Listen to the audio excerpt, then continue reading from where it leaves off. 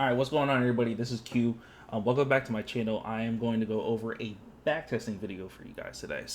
What I wanted to do was honestly just show you guys how I do plan to go about my 2026. It is the start of the new year.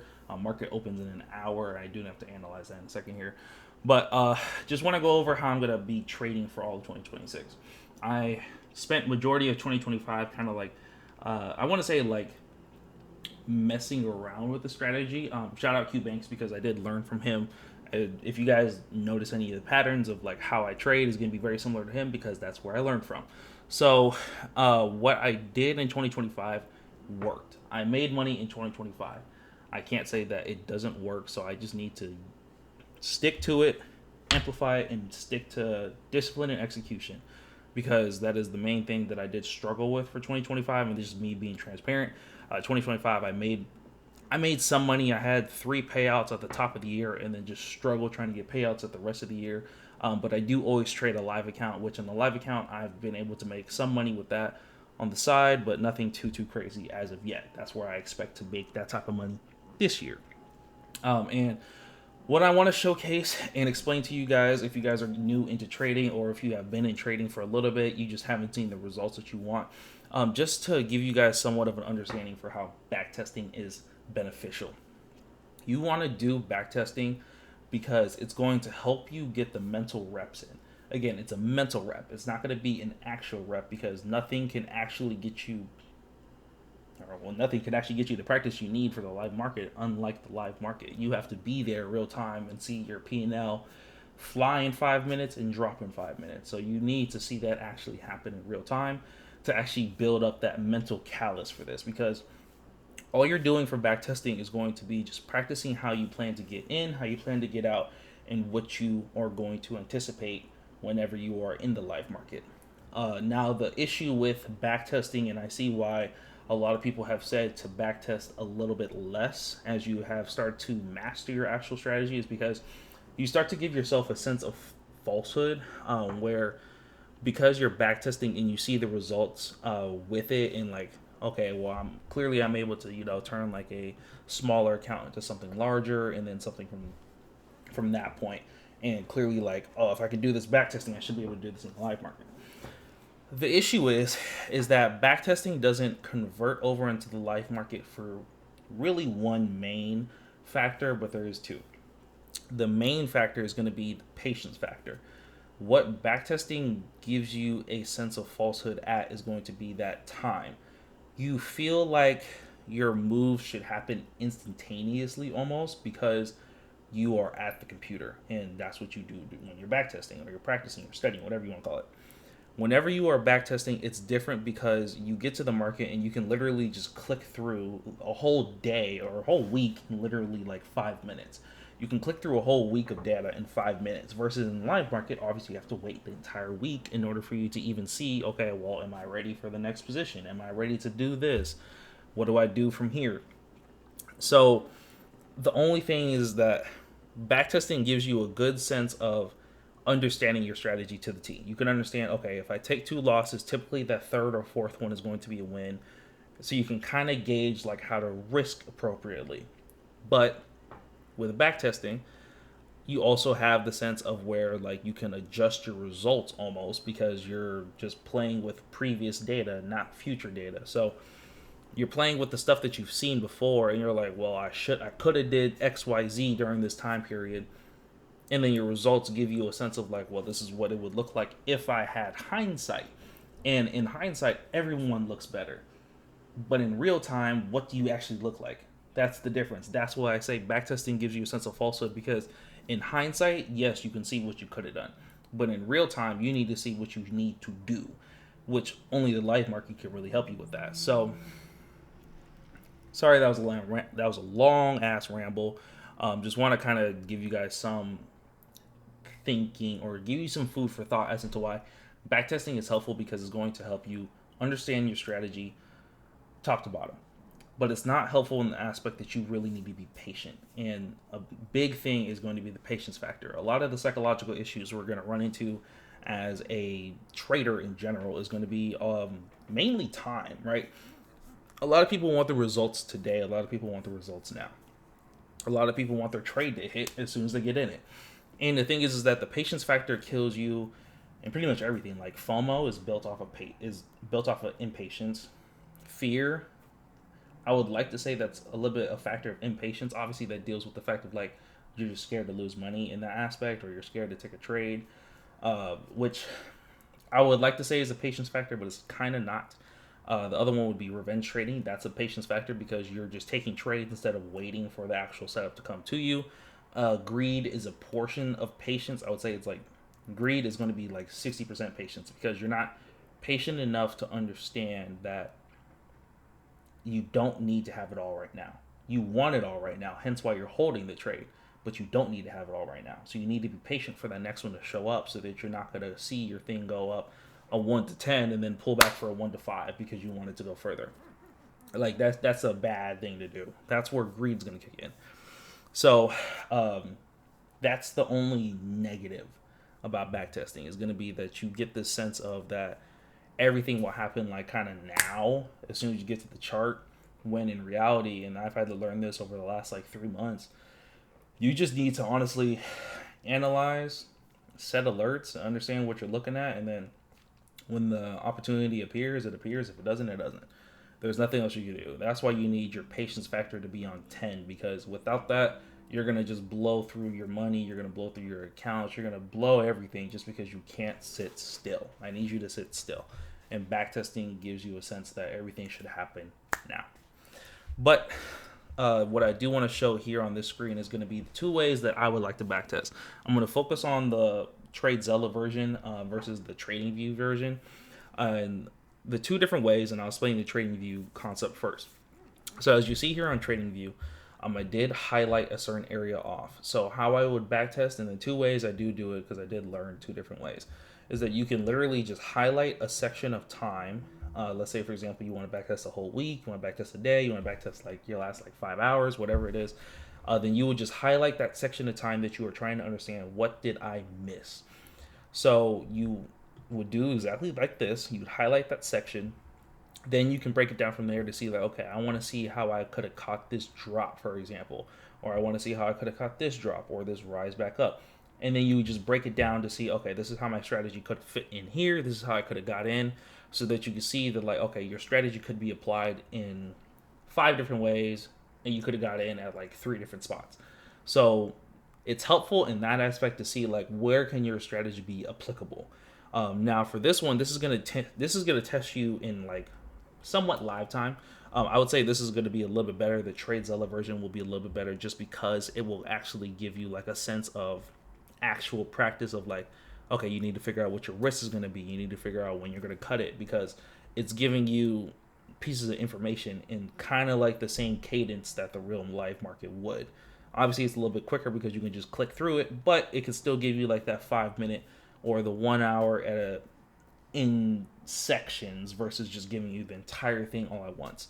The TradingView version of backtesting is helpful if you just want to see how you could have went about something. If you're like, okay, I saw that we sold off for the day, how could I have got in for that sell-off? Or where is my strategy applicable to be able to get in for this next move or something like that? It's applicable there, and it's helpful in the aspect of you just need to see where could I have done better. Now, if for the TradeZella one, you would use that one because you just want to actually practice your strategy in general. And that's what I've done. As you can see here, I have a whole bunch of sessions. I have a session for gold. I have like 6 sessions for gold, 1 for US 30 and NAS. And the one we're going to be looking at is going to be NAS. I only trade gold. Gold is my main girl. She's my only girl. And she has helped me so far. And it's honestly helped me gain profitability. I know a lot of people don't like gold because she moves sporadically, which you can kind of say that about every other pair. But she works. She moves a lot. Clearly, as you guys saw throughout all 2025, the thing rose by 50% of its value almost. So clearly, she moved. You just got to figure out when and how. So for this one, as you can see, I do have a pretty good win rate for the most part. My win rate does stay above that 50% level for the majority. I would say the lowest I've seen my win rate get to is like around like 30%. And you can still make money because if you have a 30% win rate and you hit a 1 to 3, you're still profitable. I like to stay around that 50% to above, ideally, just because I will typically aim for a 1 to 2, and then I can like actually cut my trade and not have to sit here and think, am I being greedy, or if I'm not getting enough, or my R to R is not working out for me. 50% is typically where I will see my overall win rate hit, which that is actually kind of good in this field. A lot of people don't even have I would say 60% win rate. 50% win rate is truthfully very good. I mean, every other day you lose, I can live with that. So for this one, I'm just gonna go over NAS and show you guys how I would attack the market if I was to trade NAS. And I'm backtesting all of December, or at least that's what I've started out at. This day is going to be starting out on December 3rd. So if you want to look at it yourself and see what I'm doing in comparison to what you're doing, or if you have any questions about anything that I'm doing, please comment on the actual video so I can respond back to you and kind of help people. I do want to be able to teach people how to actually be able to do this and make money for themselves, because I love this trading game. I love this trading game more than anyone will genuinely know, because it gives you the ability to make money without having to speak to anyone. I know that sounds very condescending almost, but I like it. All right, so how I'm going to start this off at is going to be top-down analysis. Now, I have been literally fiddling with this thing for the last like hour, trying to figure out why I can't see anything above the weekly time frame. I'm not going to bother pressing that button because it won't show me it. So I'm going to start down on the daily time frame. And as you can see here, clearly we are just overall bullish. There is no question about where it's trying to go to. We understand what it's doing. We understand where it's going. So we are bullish. And as you can see here on the daily time frame, we were making a bunch of higher lows, higher low, higher low, higher high. And then it made a full retrace back down into this support level to then see if we were going to break to go lower, but it did not. So we are still bullish. Even though it made a little bit of a lower high here, it doesn't really count because you can't see that on a higher time frame. Obviously, I can't click the weekly to kind of show you how it correlates, but that would be something you need to pay attention to. You always want to kind of correlate your time frames to see if what I'm seeing on the time frame I'm looking at, for example, like the daily, I can see this little bit of a lower high, but does that actually transfer over on the higher time frame? Is that actually a level of support that had been broken? On the weekly time frame, it's not. So it's helpful in the aspect to use your time frame correlation to always break up what you need to see versus what you don't need to see, because there's a lot of noise that happens in the market. You just have to be able to decipher it. So we understand that we are overall bullish. As you see here, I have this note that stays anchored at the top of my screen just because I want to always understand what I'm looking to do for the most part. So as you see, I have bullish long term and on the daily time frame looking for buys mainly. So what I'm looking to have happen is overall on a daily time frame get up to this negative 27%. I do use fibs. Again, I did learn from Q Banks, and if you see on his page, he does the exact same thing. So we are looking to get up to this negative 27. How I would break it down from here is actually going to be where you would then break down this leg of structure. So like how I said with the trading view backtesting, you would just highlight an area and then see like, okay, how could I have gone about it? I like to do this so that I can see what leg of structure I need to be focusing on, because you can look at the whole thing and you can break it down from each time frame, but you'll probably get a little bit lost throughout it. I see that we made a full retracement on the daily time frame into this level of support, and then we made a leg back up. So for example, there's 3 phases. There is actually going to be a impulse, a correction, and a continuation.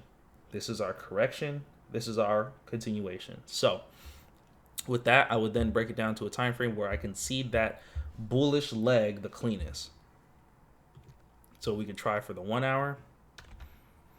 And on the 1 hour, you could see that we were making higher lows, higher low, higher low, higher low, maintained, another higher low here, pushed up, and then it's actually retracing for another higher low at the moment. So we can actually see the structure very cleanly on the 1 hour. And I would stick with the fact that I can. I'm not going to try and break it up into 2 different time frames or like 3 different time frames, because that's where you're going to get lost.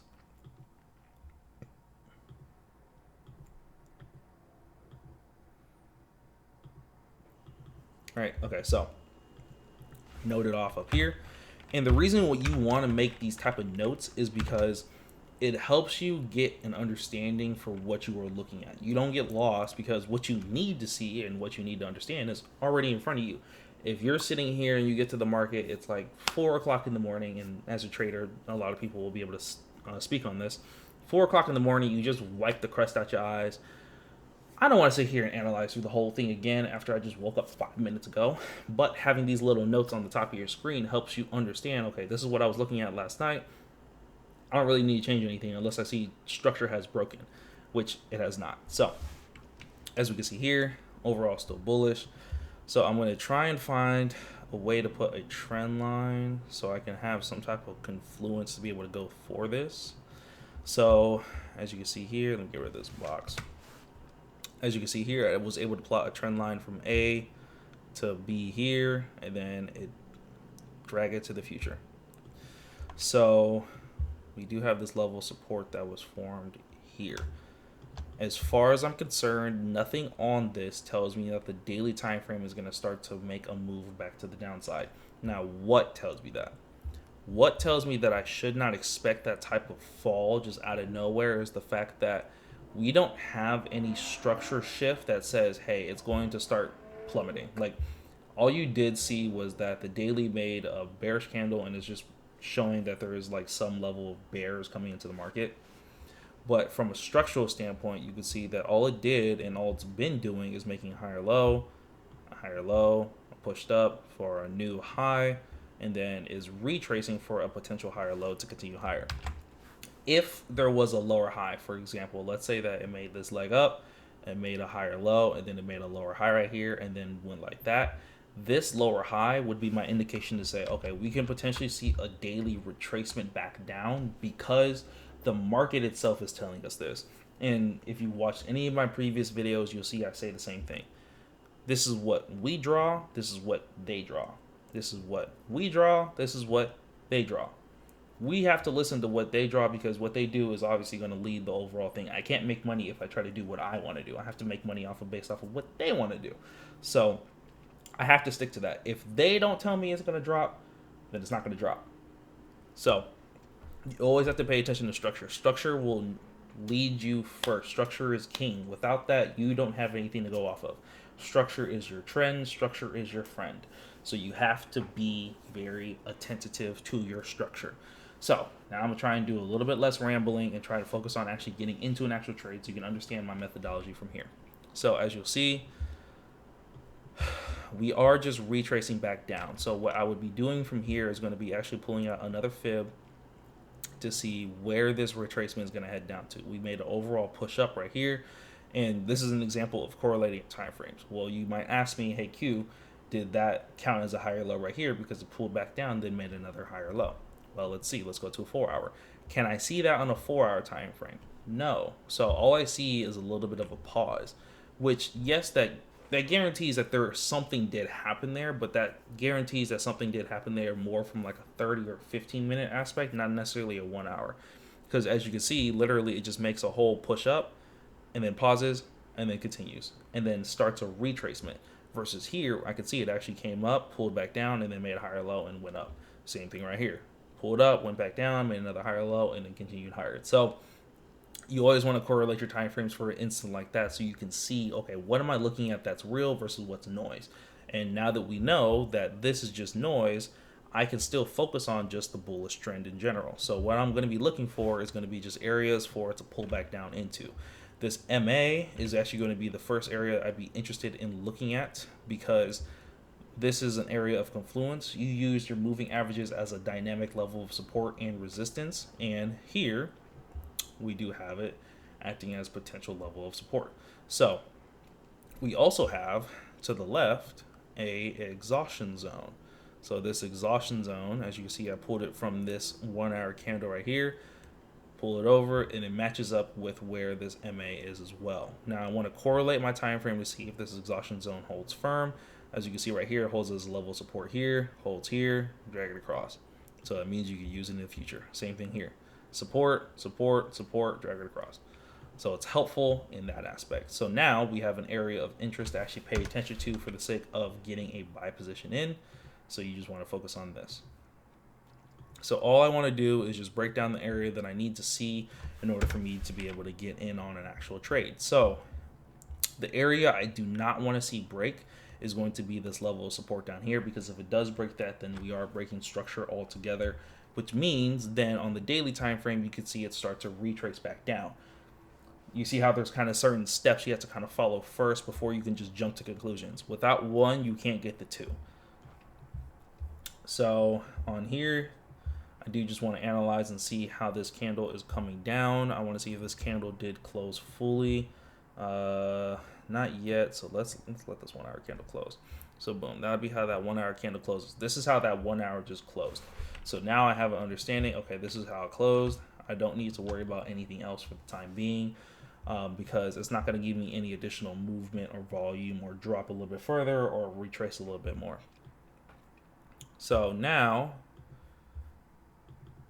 all I want to do is be able to see what time frame can I see the structure that made this counter trend on. So I want to just flip through the time frames to see which ones I can see the best on. 3 minute gives me the best view just because I can see it made a lower high, a lower low, and a lower high. And then it's making a higher low. So like I said before, how you don't need to think that the market's going to fall off the sky because it didn't give you any reason to believe so. This is one of those instances where you can actually now believe that it's going to do the opposite because it gave you a structural reason as into thinking that way. Again, this is what I draw. This is what they draw. I draw. They draw. I listen to what they do. I don't listen to what I do. I listen to what they do. So we do see that it made this level of resistance here. And what I'm simply going to be doing is going to be waiting to see we get some type of break above that level of resistance, or if we create some other additional lower high, then I'm able to put a counter trend line on. I can't put a counter trend line from here to here because that's just way too steep. But I would want to see if we're going to either break here or if this level of a higher low will actually hold. So let's see what happens from here. So boom, it broke. So now, well, kind of broke. Let's see.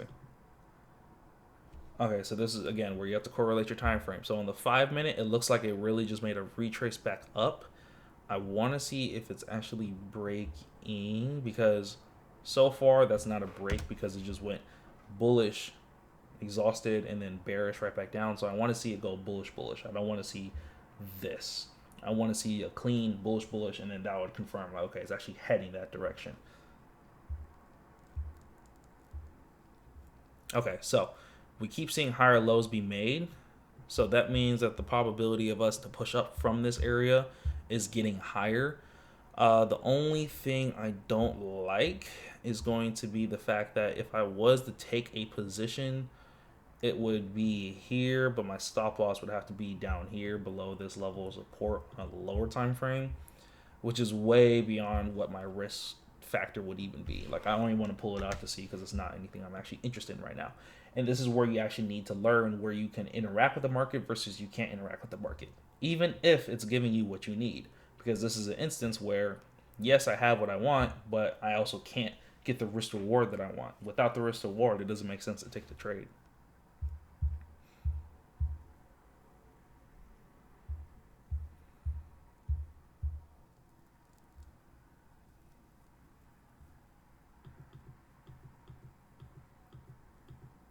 Okay, so now this resistance is officially broken.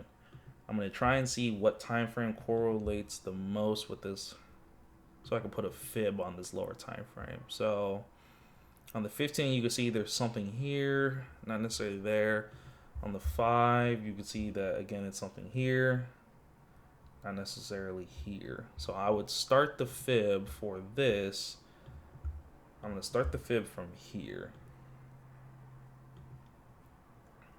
So now all I simply want to do is wait to see if the market will pull back down to give me a reason to get in, or if it's just going to fly up, because I'm still anticipating it to literally just go up, because there's nothing else that tells me we will not continue further north.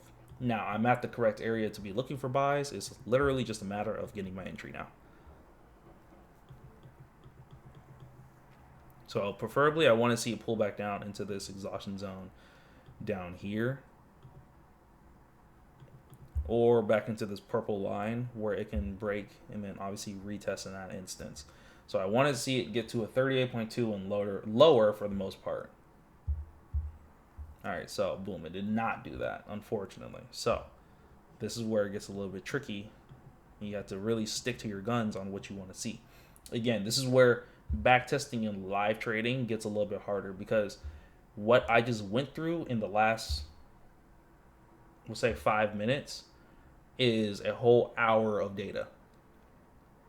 You're not getting that in real time, obviously, because you need an hour. So this is where it gets a little bit tricky.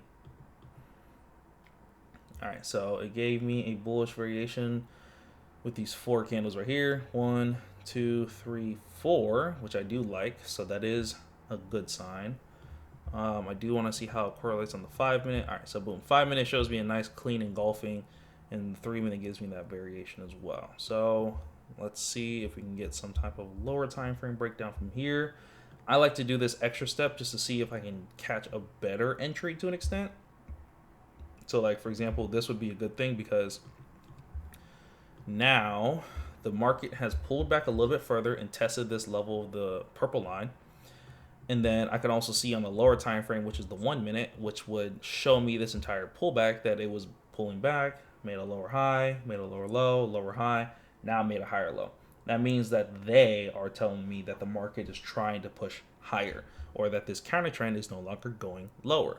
So from here, simply just need to find where my stop loss would go. So if this is around 40 points, I would put it probably around closer to 65 or 70 points. I'm gonna stay. Let's do 70. I'm trying not to be too greedy or stingy. There we go. That's the right word. I'm too stingy with that. And again, I've never seen this data, so me taking this trade is literally like as if I'm taking a live trade right now. I have not seen this. I don't know what it's going to do. So for me, because we're buying, and it's overall it's a good trade, I would risk probably like $300 on this one.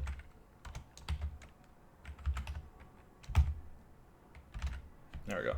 So I'm gonna risk like $300 on this one, see how it goes.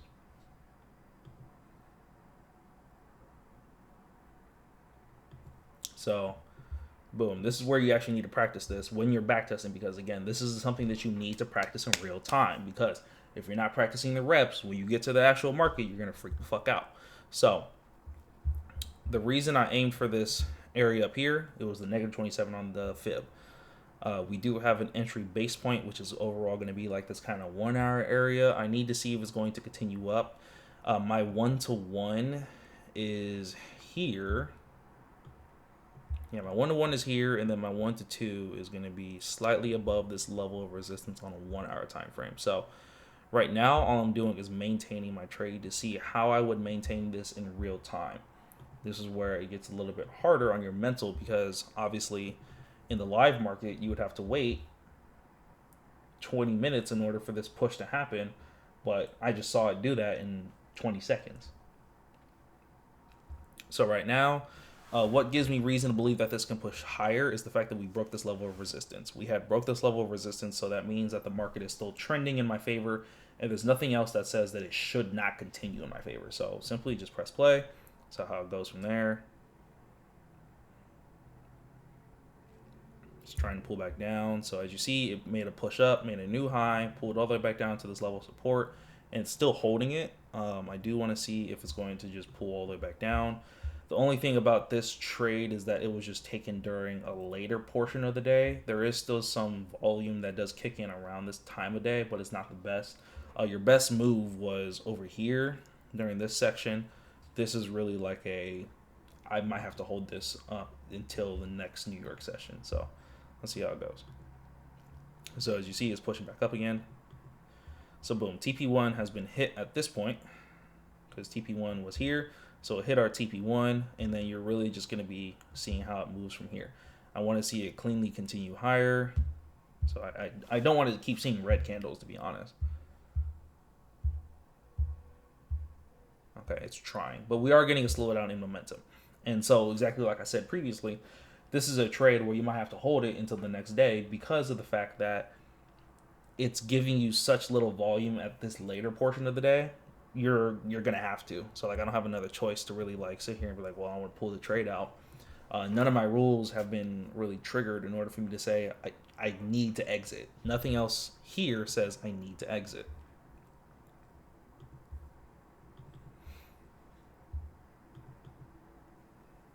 So we got a clean break above. Now we're just maintaining.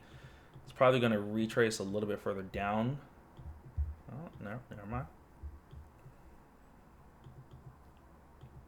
Okay, boom. So now we're going to get some type of retrace.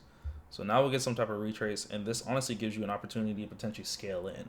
I'm not going to try and scale in here just because I don't really want to practice that right now. I just want to practice getting a good entry and then seeing potentially later down the road how I could have scaled in, because scaling in just makes your overall wins way bigger. So as we get up to this level of resistance on a 1 hour time frame, I kind of want to see how this 1 hour does react. Because if I do get a bearish engulfing on the 1 hour time frame, that could say that the market is trying to hold this area, and that could be a reason to actually get out from there. So boom. Now we see this 1 hour pushed up. It gave us a good closure above this green line, which is what I do want to see. I just need to see if this next hour will do the same thing. Okay, boom. So it came back down. So it's really acting more as tested for right now. But I'm not really too worried what price action does for the most part. As long as there's no crazy news event or crazy event that happens globally, I shouldn't have to worry about this too much because it's during the off session.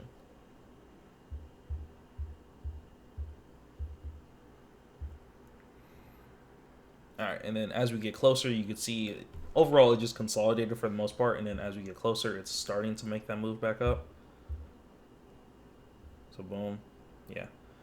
Literally, exactly like I said, you're going to have to wait till the next New York session to really see what you want to see. Starting to make that push back up. See what the next hour does. Okay, it comes right back down. So this is where I'm going to start wondering if I need to cut this trade, because we keep trying to go up, but we also keep resisting that area. Yeah, this 4 hour time frame doesn't look the best either. So that'd be something to be a little bit more concerned about. The daily time frame shows a lot of bearish exhaustion, so that is a good sign just based off of that. So what I would really be looking for right now is for me to kind of reset. So let me see, made a higher high, higher low, and then this push up right here. Go to a 15, see how we can kind of analyze this area. So overall for this push up, because it doesn't really retrace until kind of now for the most part. So it made this overall push up, somewhat of a retrace, and then I'm looking for the time frame that shows me the structure of this area the best. 30 minutes, not bad. I mean, the 1 hour kind of works, I would like to say, but in the same instance, it doesn't, because you made a higher low here, pushed up, made another higher low here, and it's kind of trying to make a higher low in this instance right now, but it's not really breaking higher. So I'm going to stick with the 15 just because I could see that it made a push up, retraced, pushed up, retraced, and then continued. So structurally, everything tells me that it should continue up. I'm going to use the 15-minute as what can validate and invalidate my trade. So right now, the trend is showing me that everything is still valid because we are not holding any of these lower high points. As you see, it came up and tested this high and actually kind of went a little bit higher. So I want to see what happens here. Okay, so boom, it gave me another higher low.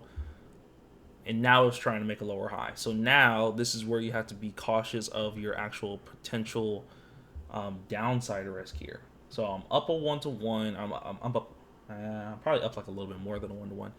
But it is starting to give me reason to believe that it's not trying to hold this area. As you see here, all we did was come up and then test it. It just kept doing the same thing, and it's not really getting any further up. Now, the only thing is that what could invalidate this entire move would be a break of support. The level of support that we have is this. If it breaks this, it for sure will probably come down a little bit further. Now, I just moved this level of support up a little bit higher because it gave us a higher low. So this was all just one higher low, and then it gave us another one right here. It is giving us a little bit of a lower high, so that would be something to be worried about for now. So I want to see if it's going to come back down and actually test this area, or if it just blows through it. I'm not fully out of this position just because it's not giving me the full reason to say that I need to, but I am starting to get tempted to pull it. So as we came down, we did test this area. I want to see how it holds, or if it holds at all. If it doesn't, then it is what it is. Boom. And that's exactly why you wait. Again, patience factor. This is what backtesting will not allow you to do. You just need to practice what your next step is, then you have to wait. Same thing again. Practice what your next step is, then you have to wait. Because look at what would have happened if I decided to close as soon as this candle had made an engulfing or a variation. I would have missed out on all that potential profit just because of me being scared and being impatient. And that is in the live market realistically what people do, is that they get scared of like this little bit of a shift in structure and not allowing it to do its full movement the way it needs to. And just because I was able to wait, it literally came down to this level of support, tested it, and then took off. And even if I really wanted to, I could probably break this down to see where I could have scaled in at. And so this could have been another trade idea essentially for you to be looking over. So let's say, for example, let's back this up a candle or two. Let's back this up to here. So for right here, I would say that this area is testing altogether. This is an area of interest I would be looking to actually enter another position at because it's at a level of support. That's great for me to see, and it's actually the last thing I would want to see break. So if this broke, not only would the trade that I would potentially take be wrong, but then the overall move would be retracing, and that would tell me to get out regardless of the fact. So either you're in a situation where you're going to make more money or you're going to be pulling your trade regardless.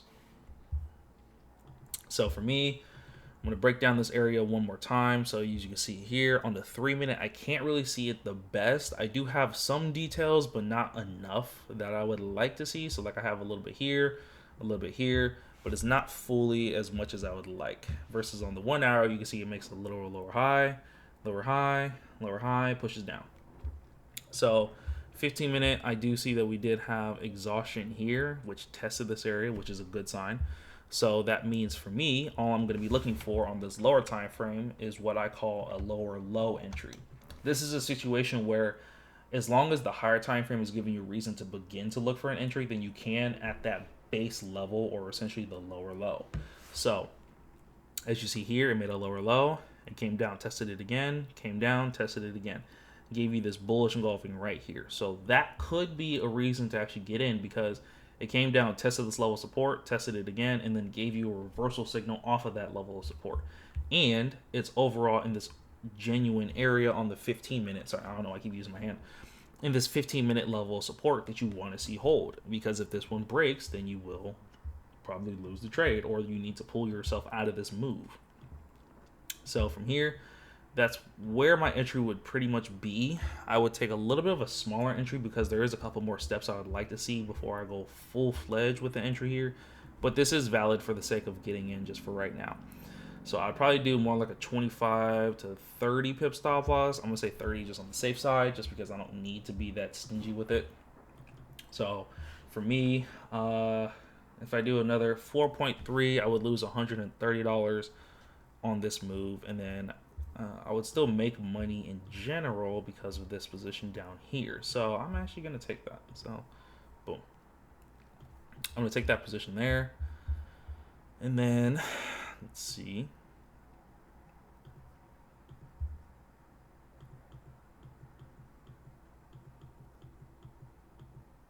Okay, so as you see, it came down a little bit further in that instance, which isn't necessarily all that bad. So it did break that level of support, but it made a whole new level of support right here and it started to bounce off of it.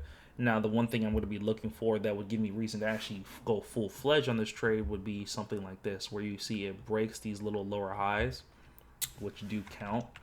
It breaks these little lower highs and then it gives you that bullish engulfing right here. You could add another position. I would probably add like a half a position of what I already put just because it's a higher entry and I'm putting more risk on the table, so I don't want to put that much more. I only want to risk what I'm comfortable losing, which at this point in time is still $130 for the most part. So I'm going to cut this one in half just because I don't need to have a full position on. I'm making more money, but I'm also not losing significantly more either. I'll make a lot more, but I won't lose a lot more. So boom, again, you already saw this earlier, pushed up. So the area that we really need to see it break like officially is here. It gave us one good candle above, and then from here I'd kind of want to just see how this structure is breaking down. So as you see, it's just retracing in that instance there. Makes a higher low. Again, you need to listen to what they tell you. makes a higher low. Let's see if it gives us a lower high, which could then validate to get out, which in this instance right there, that would kind of be the one sign I don't want to see. So you could close it or you could stay in it. What I would personally do is probably stay in it just to see what the next 15-minute candle does, as we are starting to give us reason to believe that it's going to go higher. It's just making a little bit of a deeper retracement than you would like. All right, so that'd be your, oh damn, that 15-minute candle didn't even close. That was literally a minute. Wow. The whole thing just pulled straight back down. This is why I don't trade NAS, because I don't like that. Like, what the fuck? Why did you just dump in two? Oh my god. It just like fell off the sky in literally a minute. That was 1 minute. Gone. Yeah, so for me personally, I'd probably pull that trade. Like, you got this close and then just fell off the sky. Yeah, I ain't doing that. I'm not gonna risk seeing my P&L just like fly and then drop. And this is why backtesting like this is helpful, because it gives you at least that sense of, okay, what could I do? What should I have done in order for me to see my P&L grow? This is why it's helpful to do it like this. But that is honestly just going to be this little backtesting session for you guys. I know it was a lot of talking. I know it's a lot of rambling. I apologize. Try and stick with me throughout this entire thing. There are some nuggets in there to actually pay attention to, such as like why and how to use backtesting, which a lot of people don't genuinely understand how to do it, because they just think it's a tool where you sit there and practice and like you're actually getting better. You're not necessarily getting better. You're just getting better understanding. You get what I mean? So I appreciate it. Thank you guys for checking out this video.